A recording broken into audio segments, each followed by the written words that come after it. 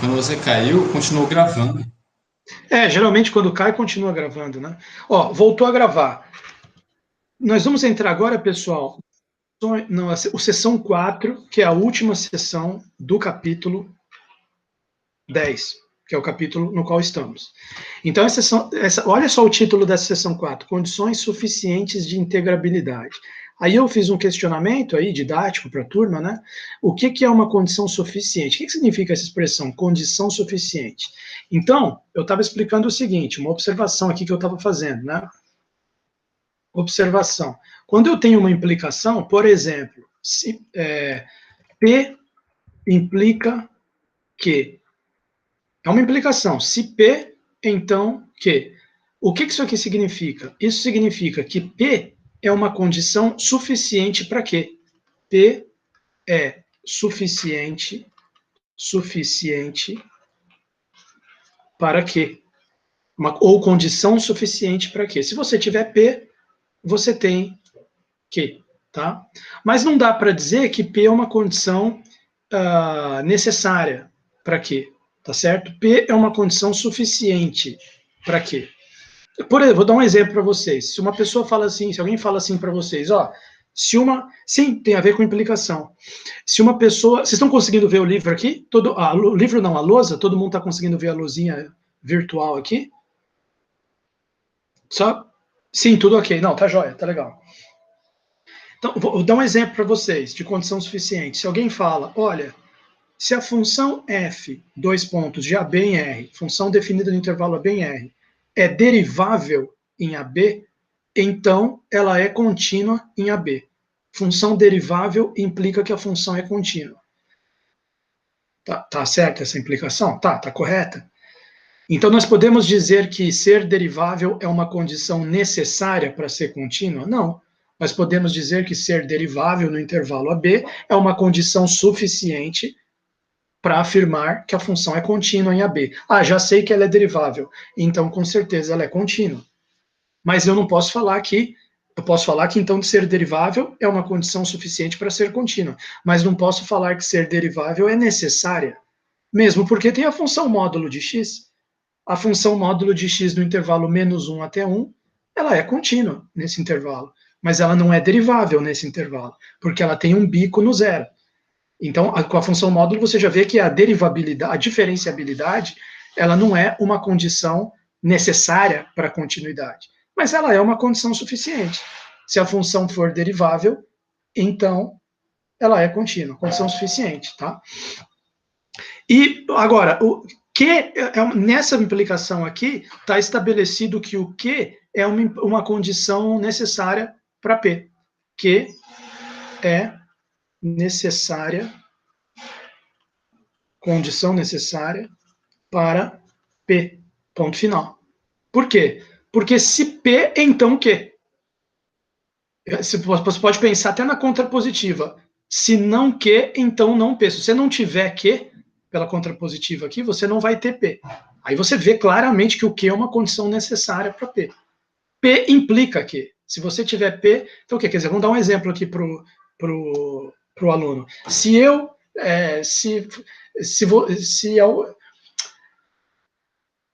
Se alguém nasce em Campo Grande, então esse alguém é sul-mato-grossense. Então, o que eu estou afirmando aqui na última linha foi que ser sul-mato-grossense é necessário, condição necessária para ter nascido em Campo Grande. E você vê que isso é verdade, porque se o cara não for sul-mato-grossense, como que ele pode ter nascido em Campo Grande, capital do MS? Não dá. Tá? Então, quer dizer, veja bem, condição suficiente. Se P, então o quê? P implica quê? P é suficiente para quê? Q é necessária para P. Tá certo? Então, o título dessa sessão 4 deve ser compreendido nesse sentido aqui. No sentido de que nós vamos ver condições suficientes, olha só o título, condições suficientes de integrabilidade. Ou seja, vamos trabalhar algumas condições que já garantem que, se você tiver essas condições, a função é integrável. Não significa que aquilo vai ser obrigatoriamente necessário para a função ser integrável. Apenas vai te dar uma condição suficiente. Bom, se eu tenho isso aqui, com certeza a função é integrável. Ah, mas nem toda função integrável tem isso aqui. Não é necessário isso aí. Não é necessário, mas se eu já sei isso, já sei que ela é integrável. Tá certo? Nem todo mundo que é sul-mato-grossense nasceu em Campo Grande. Pode ter nascido em Aquidauana, pode ter nascido em Dourados, Três Lagoas, Corumbá, tudo sul-mato-grossense. Mas, se eu sei que o cara nasceu em Campo Grande, mesmo podendo ter outras opções para ser sul-mato-grossense, se eu sei que alguém nasceu em Campo Grande, já é suficiente para eu afirmar que o cara é sul-mato-grossense. Se eu sei que o cara é sul-mato-grossense, já é suficiente para eu afirmar que ele é brasileiro. Apesar de poder ser brasileiro, ter nascido em Minas, ter nascido na Bahia, em São Paulo, mas o cara é sul, e ninguém disse para mim que o cara é brasileiro, mas garantiram para mim que ele é sul-mato-grossense. Bom, então ele é brasileiro. Ser sul-mato-grossense é uma condição suficiente para ser brasileiro. Não é necessária, mas é suficiente para ser brasileiro. Então, só para a gente entender aqui o título da sessão, né? Condições suficientes de integrabilidade. Não são necessárias, mas são suficientes para afirmar que dá para integrar a função. Dá para calcular a integral de A até B da função. Então, a primeira dela, a gente já vê de cara aqui no teorema, a função ser contínua. Tá certo? Se uma função é contínua, toda função contínua, f de AB em R é integrável. Então, o que acabamos de aprender aqui na primeira linha? Que a continuidade de uma função é uma condição suficiente para dizer que a função é integrável. Não é necessário. Acabamos de ver aí exemplo de função descontínua que dá para integrar, e a integral deu zero ali no caso. Tá? Então, ser contínua não é uma condição obrigatória, necessária, para que a função seja integrável. Né? Mas é uma condição suficiente. Se a função for contínua, no intervalo fechado a B, no intervalo, isso é importante, o fato do intervalo aqui ser fechado. Porque você pode ter uma função que é contínua num intervalo aberto. Você pode construir um exemplo desse, uma função contínua no intervalo aberto e a função não é integrável. Exemplo, função 1 sobre x no intervalo aberto 0, 1. Função 1 sobre x no intervalo aberto 0, 1 é contínua nesse intervalo aberto e não é integrável. No aberto 0, 1. Tá? Num subintervalo dentro do aberto, talvez ela seja integral, mas no aberto 0, 1 ela não é. Depois a gente vai ver. No capítulo, na seção de integrais impróprias, no próximo capítulo. Agora, se uma função é contínua no intervalo fechado a B, então acabou, ela é integrável. Tá? Então, a continuidade é uma condição suficiente para que uma função tenha sua integral de Riemann, seja integrável no sentido de Riemann. Então, vamos fazer. Esse eu acho legal a gente estudar a demonstração desse teorema, que é um teorema bem clássico. Né? Então, teorema 5. Teorema 5.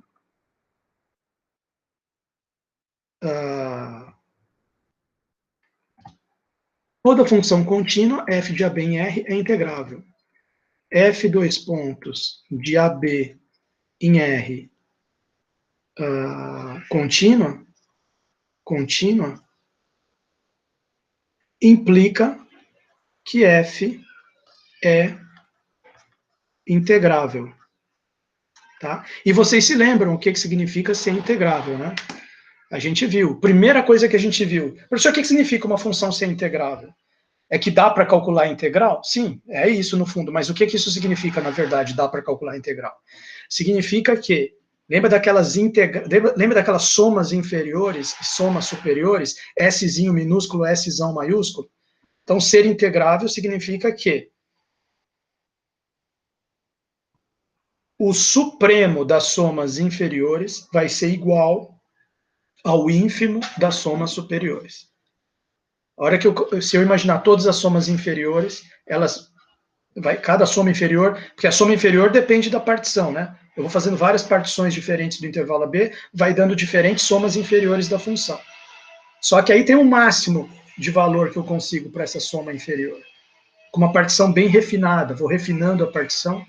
Então, esse supremo das somas inferiores bate igual ao ínfimo das somas superiores.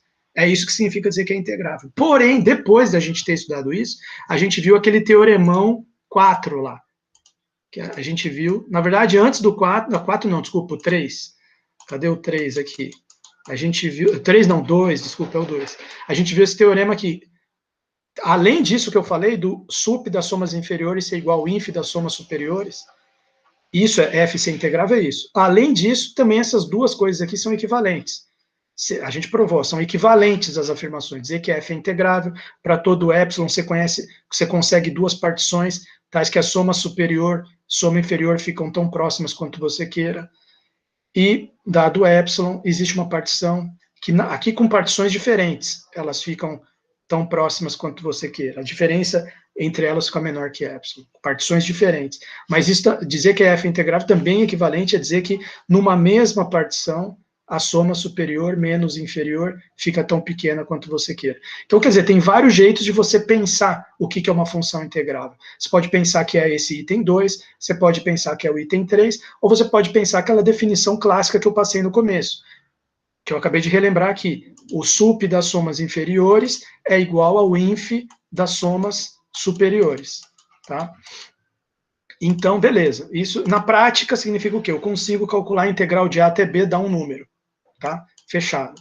Então, acabamos de perceber que uma função ser integrável, qualquer uma dessas definições que eu falei, que são equivalentes, uma condição suficiente é que f seja contínua. Toda função contínua vai ser integrável.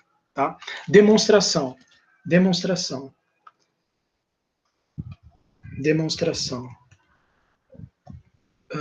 Então, vamos lá. Primeira coisa.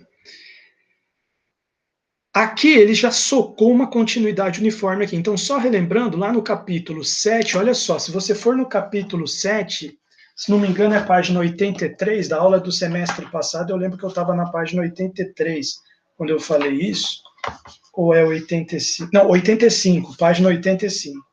Se você for na página 85 do capítulo 7, eu posso até abrir rapidamente aqui para vocês, que às vezes vocês não se lembram assim, né? Aqui, cadê? Na página 85 do capítulo 7, aqui, ó, capítulo 7. Se você for ali, deixa eu rapidinho aqui para te mostrar. Olha o teorema que tem aqui, ó. Só para você entender porque que ele falou ali de continuidade uniforme. Olha lá, continuidade uniforme, tá vendo? Ele falou aquilo ali que ele vai falar na primeira linha por causa disso aqui, ó. Quando x é um conjunto compacto e a função é contínua definida em x, ela é uniformemente contínua. É o teorema 10 da página 85, tá? Então, por isso que ele está falando aqui, ó, pela continuidade uniforme. Você fala, que continuidade uniforme? Não, ele está falando isso aqui pelo seguinte, a função é contínua e ela está definida no intervalo fechado e limitado. E intervalo fechado e limitado é conjunto compacto. Toda função contínua num compacto é uniformemente contínua. Tá? Então, no fundo, essa primeira linha é uma alusão ao teorema 5, ao teorema 10 do capítulo 7, página 85. Tá? Eu vou colocar ali para vocês, na lousa. Tá? Mas vamos só terminar de ler. Dado epsilon maior que zero, pela continuidade uniforme de f no compacto AB, função definida em contínua, por hipótese é contínua, definida num intervalo compacto, um conjunto compacto. Então, ela é uniformemente contínua. Então, definição de continuidade uniforme. Existe um delta maior que zero, tal que para todo x no domínio suficiente, todo xy no domínio e suficientemente próximos um do outro, distância, né, módulo de y menos x, seria a distância de y até x na reta real, menor do que delta, implica que a distância de f de y menos f de x é menor do que epsilon, tá? E como você pode pegar qualquer epsilon maior que zero, ele pegou um epsilon aqui, que na verdade é epsilon dividido por b menos a. Tá? Tá certo também a definição de continuidade uniforme. Então vamos escrever isso aqui na lousa. Vamos escrever isso aqui na lousa, passar limpo aqui. Pelo teorema TEL 10 da página 85, cap 7, temos que f, que é contínua no intervalo compacto, temos que a função f é uniformemente contínua. Uniformemente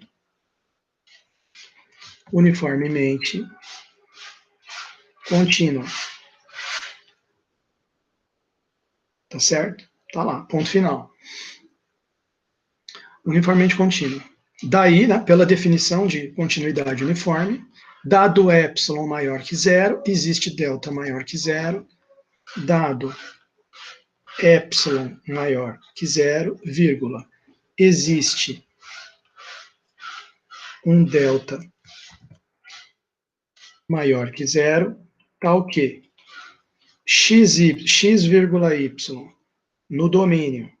Tem que estar no domínio porque você logo em seguida vai escrever f de y e f de x. Então, além de estarem no domínio, estarem suficientemente próximos um do outro, a distância deles ser menor do que delta, vírgula, módulo de y menos x menor do que delta, implicam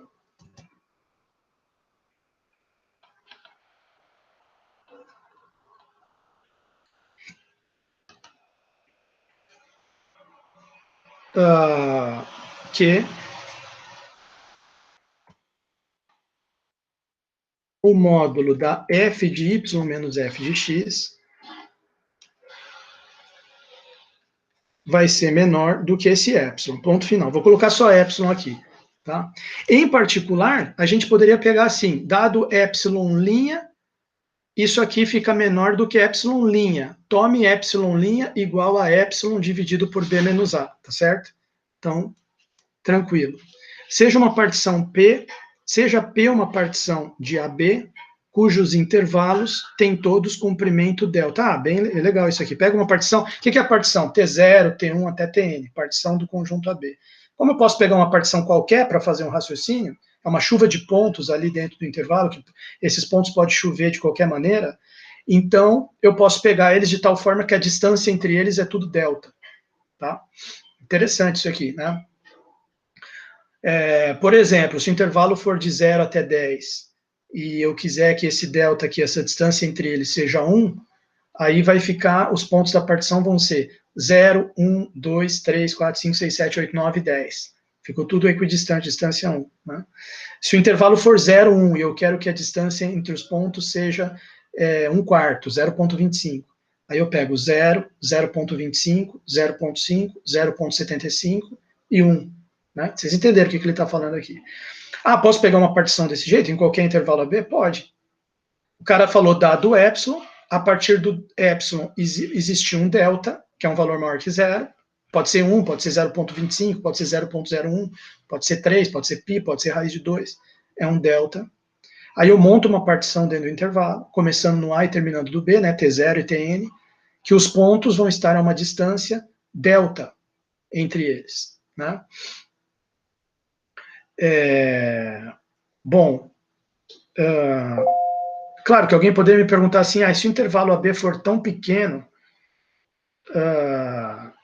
veja, que o delta fica maior do que o tamanho da B. Veja bem, módulo de y, a distância entre os dois pontos aqui é menor do que delta. Né? Certo? Então, existem dois pontos aqui dentro que a distância entre eles é menor do que delta. A princípio, estamos supondo que existem esses pontos. Né? Existe o delta, mas vamos imaginar que tem os pontos ali dentro que estão a uma distância delta entre eles. Né? Bom, tudo bem. Vamos esquecer que a possibilidade do AB ser grandão, do AB ser menor do que o delta, porque isso aí não... Então, olha só. Seja uma partição P de AB, cujos intervalos todos têm comprimento menor do que delta. Ótimo. Em todo intervalo TI menos 1 até TI de P, existem os pontinhos, e todo intervalo TI menos 1 até TI de P, quer dizer, todo subintervalo gerado pela partição, lá dentro do AB, vão ter os pontos correspondentes dentro de cada subintervalo, que geram um mínimo ou ínfimo da função ali dentro. Posso falar mínimo, porque a função contínua dentro de intervalo fechado. Então tem um mínimo e tem um máximo. Vai ter um mínimo da função dentro de cada subintervalo, é o MI, que vem do XI, Emin, e vai ter o máximo da função dentro de cada subintervalo, Emão, I, que vem do YI. A oscilação dentro do intervalo, WI, vai ser máximo menos mínimo, ou seja, F de YI menos F de XI. Tá? Que vai ser menor do que epsilon sobre b menos a. Bom, por causa disso aqui, né? Módulo de f de y menos f de x é menor do que isso aqui para todo xy menor que delta. Então, se o xy está dentro da partição, do intervalo, subintervalo da partição, o subintervalo tem comprimento menor que delta. Então, a distância entre esse xy é menor que delta. Então, o que acontece? Módulo de f de y menos módulo de f de xi vai ser menor que isso aqui. Isso que é justamente a oscilação. A oscilação é igual a f de y menos f de xi. Isso aqui é menor que isso por causa dessa desigualdade. Consequentemente, somatória de oscilação vezes isso aqui vai dar menor que epsilon. E aí entra o teorema 2 que eu acabei de lembrar com vocês. Isso aqui é equivalente a f integrável. Vou passar limpo na lousa, tá? Estava só dando uma lida na ideia geral com vocês, até para a gente ver um jeito melhor para escrever.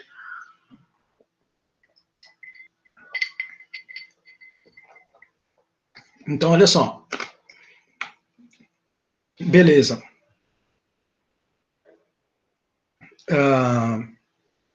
Então, vamos lá.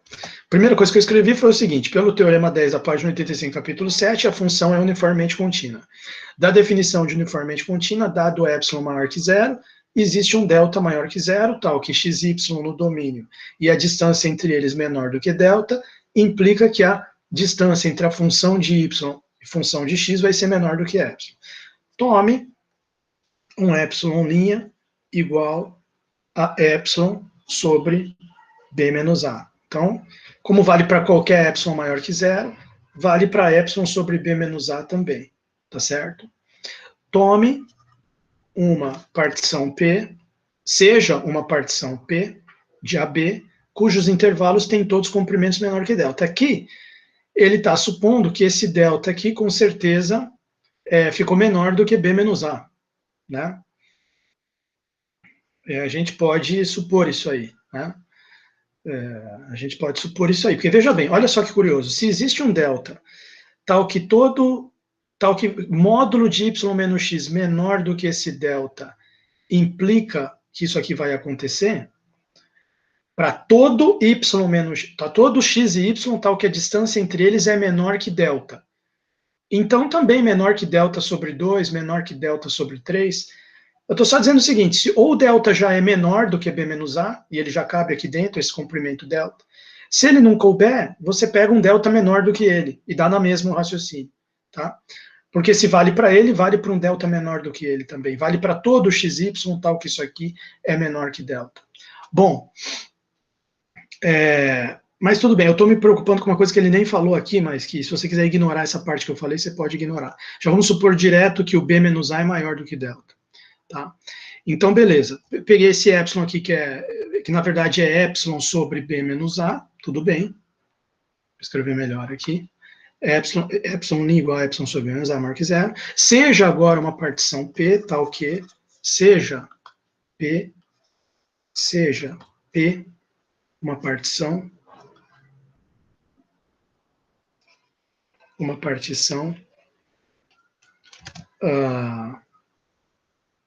de AB,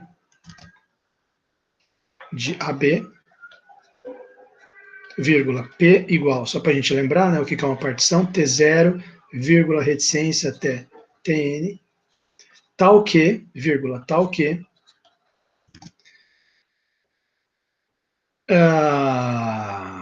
todo intervalo, todo subintervalo da forma TI menos 1 TI, todo subintervalo dela, tem comprimento menor do que delta. Tal que todo intervalo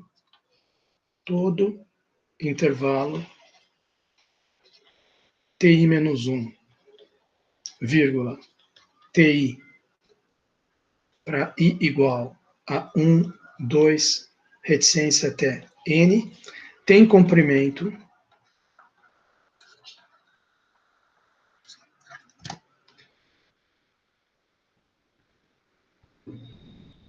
menor do que delta. Menor do que delta. Tá? Ou seja, o que ele quer dizer com isso? O que é o comprimento do intervalo TI menos 1 até TI? O que é o intervalo? O que é o comprimento do intervalo TI menos 1 até TI? É TI menos TI menos 1 é sempre menor que delta, para I igual a 1, 2, reticência até N. É isso que ele está dizendo. TI menos 1 é sempre menor do que delta. Tá? Montou uma partição onde isso aqui funciona. Tá? Por isso mesmo que eu disse que é importante a gente perceber que o delta vai ser menor que B menos A, senão como é que você vai montar um subintervalo de comprimento? Bom, tudo bem, deixa para lá, não vou mais discutir isso. Então, tá jóia, senão vai confundir muito. Bom, em todo intervalo, TI menos 1 até TI dessa partição, né, vai ter lá o ponto que faz a função atingir seu mínimo e vai ter o ponto yi que faz a função atingir seu máximo. Em cada intervalo, TI menos 1, TI menos 1, vírgula, TI, temos xi, vírgula, yi, tais que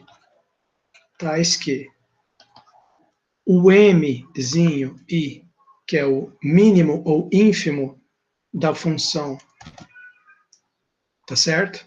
Naquele intervalo. Mi é igual a f de xi, e o máximo da função nesse intervalo, ou o supremo dela, é f de yi. Logo, consequência disso, oscilação. Quem que é a oscilação? É o máximo menos o mínimo, vai ser igual f de yi menos f de xi. Ômega i vai ser igual o máximo, que é f de yi, menos f de xi. Tá certo? Ponto final.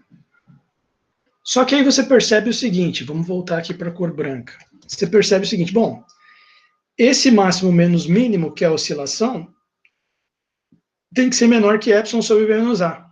Por quê? Porque antes você tinha dito que, dado epsilon, existe um delta tal que faz isso aqui acontecer. Tá? Então, note que a distância entre o F módulo, né? Vamos colocar aqui. Deixa eu ver aqui um jeito bacana de escrever. Não, sem módulo primeiro. O f de yi menos f de yi menos f de xi, esse valor ele é menor ou igual que o módulo dele mesmo, que o módulo de f de yi menos f de xi, que vai ser menor do que, esse módulo vai ser menor que epsilon sobre b menos a.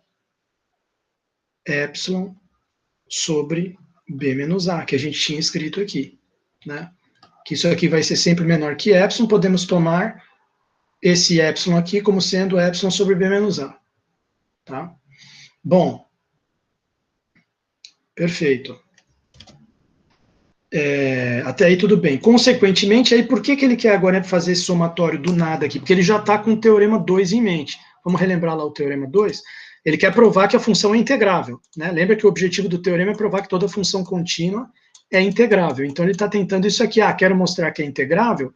Uma afirmação equivalente a dizer que a função é integrável é dizer que essa somatória do ômega i vezes ti menos 1 é menor que epsilon. Então, dado epsilon maior que zero, já pegamos lá um epsilon maior que zero, epsilon sobre b menos a. Existe uma partição, já pegamos a partição, que vai fazer, falta só mostrar que esse somatório dá menor que epsilon. Conseguiu mostrar o somatório menor que epsilon? É a condição 3, está mostrada. Ela é equivalente à condição 1. O que é a condição 1? F é integrável, certo? Então, vamos lá. Vamos ver como é que ele vai terminar aqui essa demonstração. Ele vai terminar dizendo o seguinte, aqui. Beleza, somatório de igual a 1 até n, né? Assim,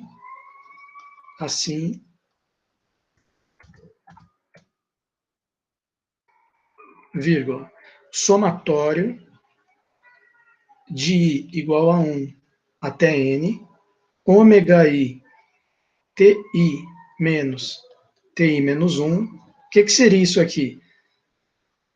Bom, no lugar do ômega I, você colocaria esse f de yi menos f de xi, né?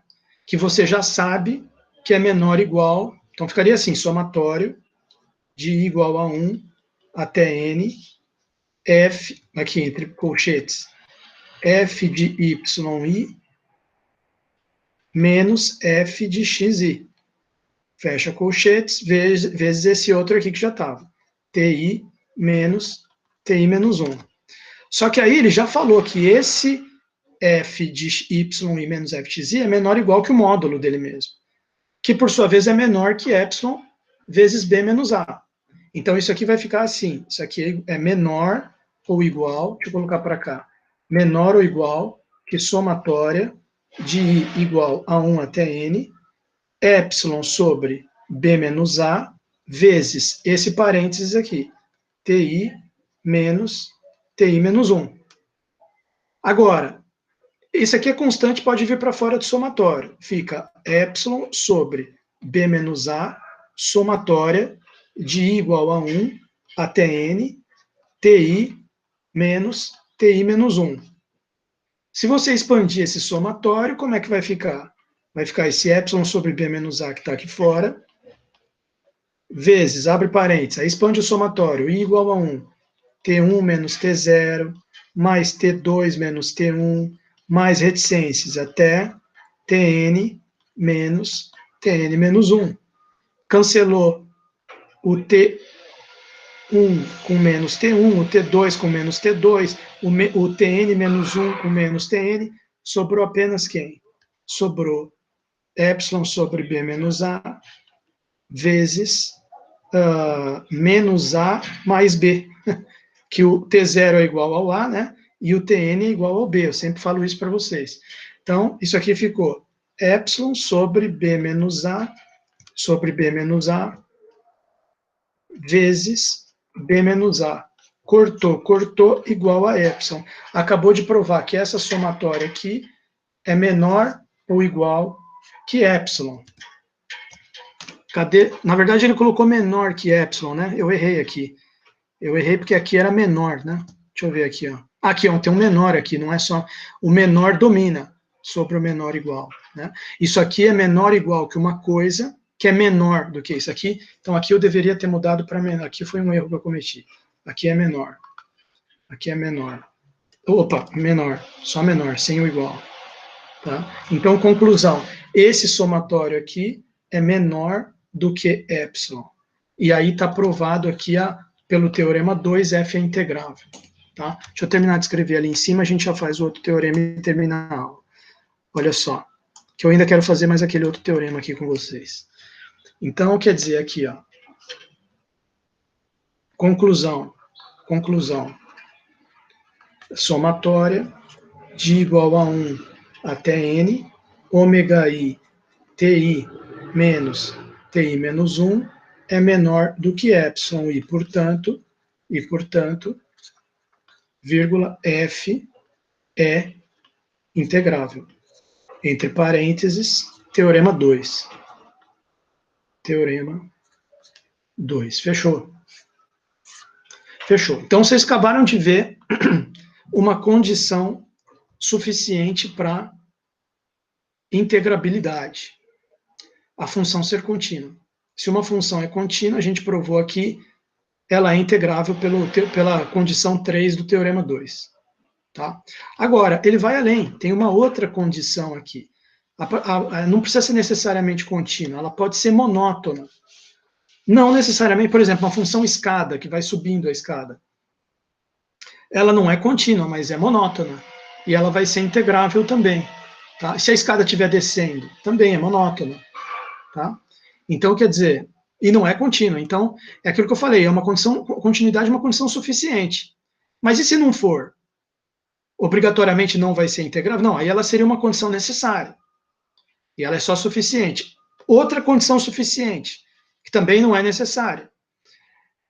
Tem função que não é monótona e é integral? Função seno, função cosseno, função x ao quadrado. Todas essas funções são integráveis em qualquer intervalo AB. E elas não são e nem todos, em alguns, dependendo do intervalo que você pegar, ela não é monótona. Por exemplo, função x ao quadrado de menos 1 até 1. Ela não é monótona. Função seno de 0 a 2π. Ela não é monótona. E, no entanto, a função x ao quadrado de menos 1 até 1 é integrável. A função seno de integral de 0 até 2π, não dá para fazer? Claro que dá. Inclusive dá zero a integral. Integral de 0 a 2π de seno. Quer dizer, a função é perfeitamente integrável. Né? E não é monótona nesse intervalo. Então, estou só dando o exemplo de x ao quadrado de menos 1 a 1, do seno de 0 a 2π, para vocês verem que é uma condição suficiente, porém não necessária. Tá? Toda função monótona é integrável. Olha lá, vamos colocar esse teorema aqui. F dois pontos de AB em R, monótona, certo? Implica F integrável. Integrável. Tá lá. Como é que seria a demonstração? Vamos ver. Demonstração. Vamos dar uma analisada aqui. Demonstração.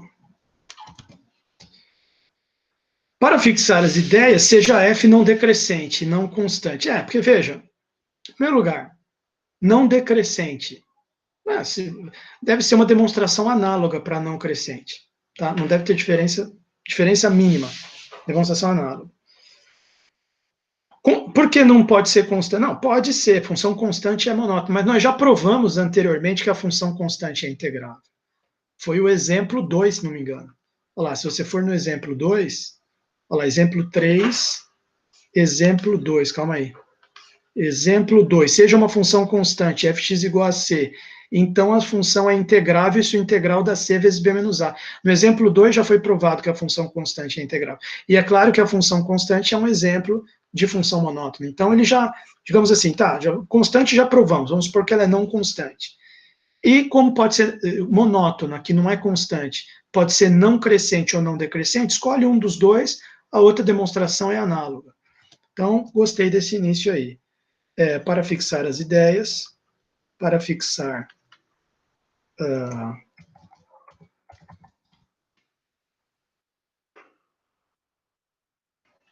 as ideias, vírgula, seja F não decrescente, é tipo uma escada subindo que ele está imaginando.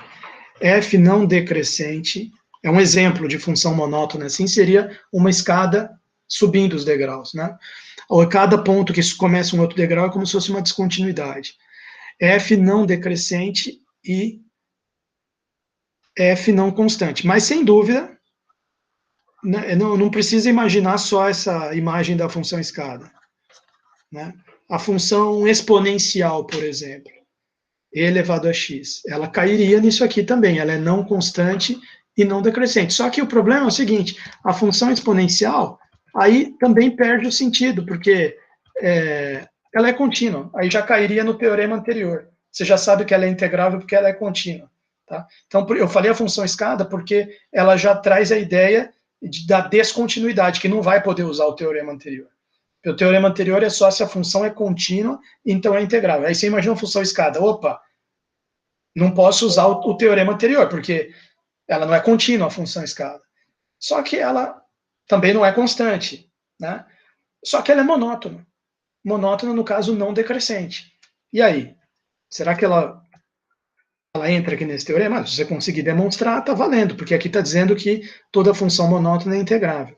Para fixar as ideias, seja f não decrescente e não constante.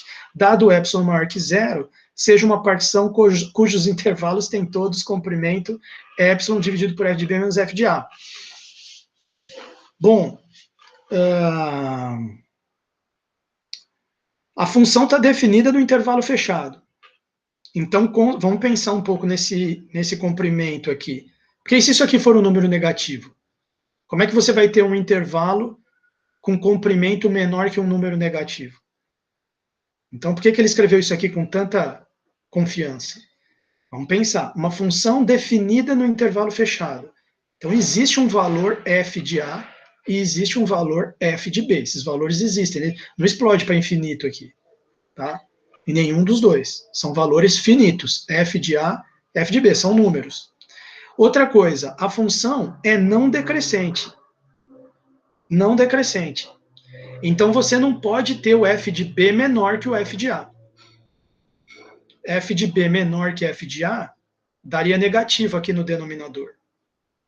Como o epsilon é maior que zero, você teria um comprimento negativo. Mas não pode ser f de B menor que f de A, porque ela é não decrescente. Mas e se eles forem iguais? Aí daria zero aqui no denominador, mas ela é não constante. Certo? Ela não é constante. Será que é isso? Deixa eu pensar aqui. Não. Deixa eu pensar. Não, é verdade, não constante. É justamente. Porque, como ela não é decrescente, você entendeu? Você não vai poder ter um valor maior aqui que o f de B. Certo? E o f de B não vai poder ser maior que o f de A. Não decrescente, não constante. O f de B não pode ser menor, nem pode ser igual ao f de A. Então, aqui não vai ser negativo, nem vai ser zero. Tá certo? Bom, enfim, pelo menos eu penso assim. Então, para fixar as ideias de f não decrescente não constante, dado um epsilon maior que zero, seja uma partição, dado epsilon maior que zero, aí o pessoal ficou meio puto. Dado epsilon maior que zero, dado epsilon maior que zero, seja uma partição,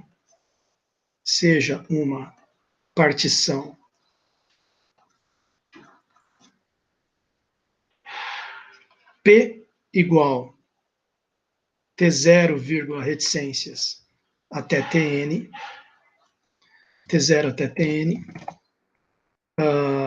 de AB contido em AB, tá o quê? Tá o quê? O comprimento de todos os intervalos são menor do que epsilon sobre f de menos f de A. Esse comprimento dos intervalos, em alguns livros de cálculo, às vezes eles chamam de norma da partição. A norma da partição. Tá? Mas aqui ele não está usando esse nome, então também não vou colocar. Então, a partição de AB, cujos intervalos têm todos comprimento menor que epsilon sobre f de B menos f de A. Né? Então, tá o quê? Comprimento dos intervalos.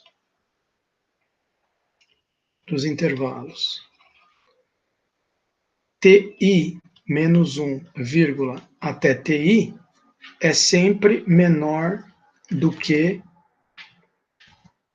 epsilon sobre f de B menos f de A. Tá lá, ponto final. Para cada I de 1 até N, você tem a oscilação. Né? Quer dizer, esse TI é algum... olha só que interessante. Como a função é não decrescente e não constante, o Mzinho, e aqui, ó, a oscilação é Mzão menos Mzinho. Máximo da função menos o mínimo dela. Ele pegou os extremos do intervalo. Quer dizer, ele está dizendo que o max da função está aqui no TI, no extremo da direita, e o mínimo da função está no extremo da esquerda. Faz sentido isso que ele está falando? Faz, porque a função não é decrescente e não constante. Então, se ela não cai nunca e não fica constante, então, quanto mais para a direita, maior você está. Ok? Então, olha só que interessante. Eu acho interessante. Tá? Quanto mais para a direita, maior ou igual você está. Tá? Ela não é constante em todo o domínio, mas ela pode ter um trechinho constante. Né? Quando ele disse não constante, ela não é uma função constante como um todo. Né? Mas ela pode ter platôs. De qualquer forma, quanto mais para a direita você vai na função, ou ela está maior ou ela está igual o que ela está para a esquerda. Né? Então, qual que é o máximo para a direita que você pode ir dentro de um subintervalo desse? O máximo para a direita que você pode ir é no TI. Então, esse TI aqui é o máximo da função. Qual que é o máximo para a esquerda que você pode ir? É o TI menos 1. Então, esse TI menos 1 é o mínimo da função. Ah, legal essa ideia. Né? Não vou escrever tudo isso aqui, estou só comentando com vocês, está ficando gravado. Né? Então, vou colocar assim. O máximo da função emão i nesse intervalo aqui vai ser igual ao f de ti. E o mínimo da função nesse intervalo aqui, mzinho i, vai ser igual ao f de ti menos 1. Dessa forma,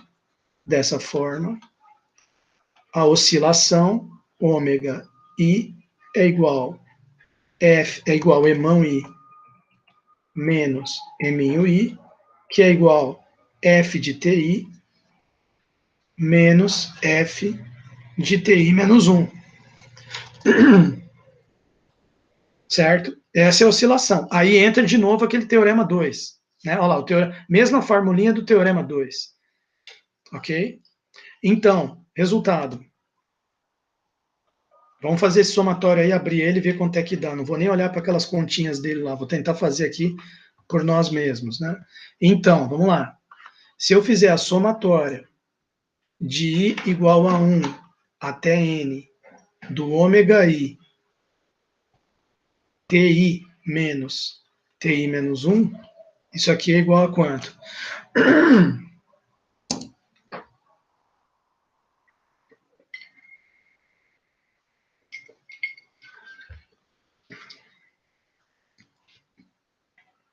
ti menos 1.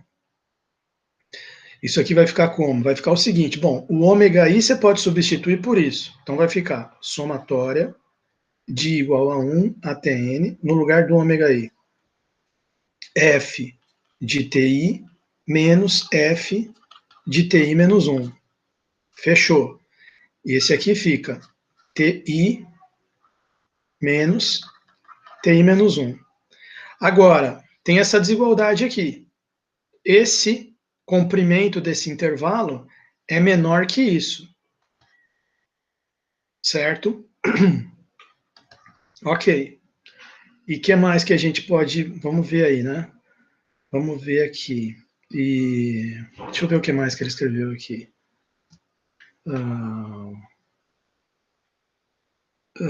na verdade ele deixou o ômega aí, eu fui burro. Bom, não deixou não. Ele vai substituir. Eu estou só vendo aqui o que ele vai puxar para fora aqui. ti menos 1 menor que isso aqui vezes somatório. Somatório de ômega i. Todos os intervalos têm comprimento menor. Comprimento. Bom, sim. Sim. Esse comprimento aqui. Bom, sim. Isso aqui é o comprimento do intervalo, né? Opa, estou viajando aqui. Isso aqui é o comprimento do intervalo. O comprimento do intervalo é menor que epsilon sobre... né? É menor do que... Não, então tudo bem. Isso aqui é menor do que somatório de igual a 1 até n f de ti menos f de ti menos 1 vezes, aí no lugar disso aqui, como o comprimento do intervalo é menor do que isso, então eu coloquei aqui um sinal de menor, epsilon sobre f de b menos f de a, até aí tudo bem. Isso aqui é uma constante, eu posso colocar para fora. Então isso aqui vai ficar igual a epsilon sobre f de b menos f de a, vezes o somatório disso aqui, vezes esse somatório. Somatório de igual a 1 até n, f de ti menos f de ti menos 1. Expandir o somatório.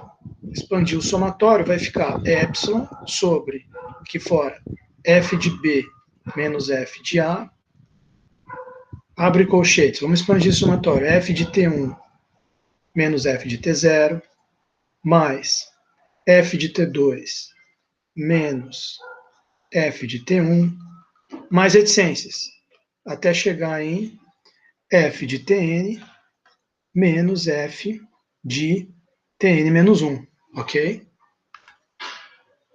Então, quer dizer, isso aqui vai ficar igual. Isso aqui vai ficar igual. Igual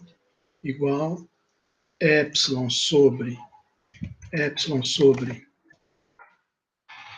f de B menos f de A vezes, abre colchetes, f de T1 menos f de T2, não, menos f de T0, mais f de T2 menos f de T1, mais reticências, até chegar em f de Tn menos f de Tn menos 1, fechou. Aí só que você percebeu que esse aqui, T1 menos T1, esse T2 vai ter um menos T2 aqui, o mais Tn menos 1 menos Tn menos 1. Resultado, isso aqui dá igual epsilon dividido por f de B menos f de A vezes, aí aqui dentro do colchete vai ficar quem? Menos f de T0, que é o A, mais f de Tn, que é o B. Então, isso aqui ficou igual epsilon dividido por f de B menos f de A vezes f de B menos f de A. Cortou, isso aqui é igual a epsilon. Então, juntando as duas pontas, esse somatório aqui ficou menor do que epsilon. Portanto, somatório de igual a 1 até n, ômega i, ti menos 1, ti menos 1, fica menor do que epsilon, ponto final. Logo, f é integrável, entre parênteses, teorema